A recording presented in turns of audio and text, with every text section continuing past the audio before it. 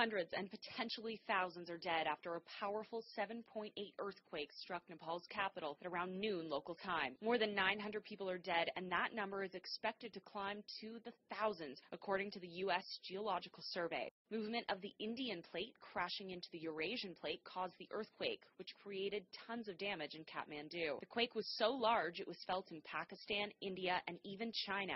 The iconic Bhimsen Tower, which was built around 1832 and stood 9 stories tall, collapsed during the quake. The sheer force of the earthquake was catastrophic. Through endless mounds of debris, rescuers have been hunting for survivors. In a densely packed city where poorly constructed buildings simply crumbled. It's likely thousands here have died.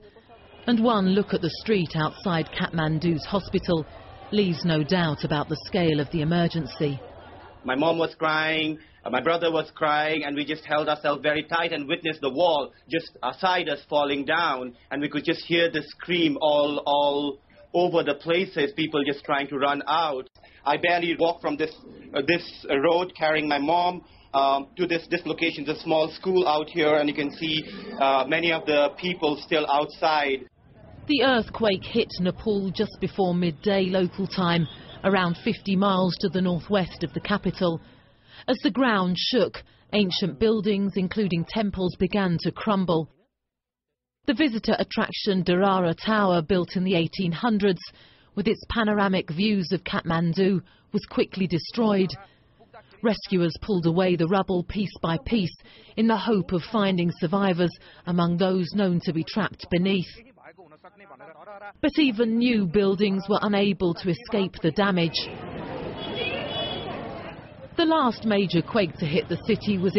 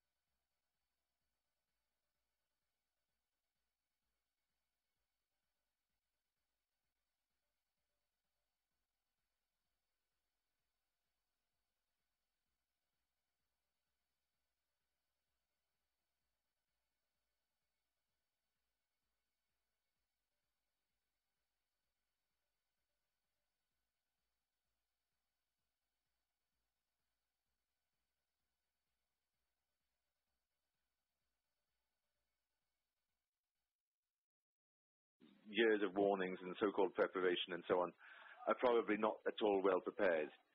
the 7.9 magnitude earthquake was deemed shallow. The closer to the surface, the more destructive the power.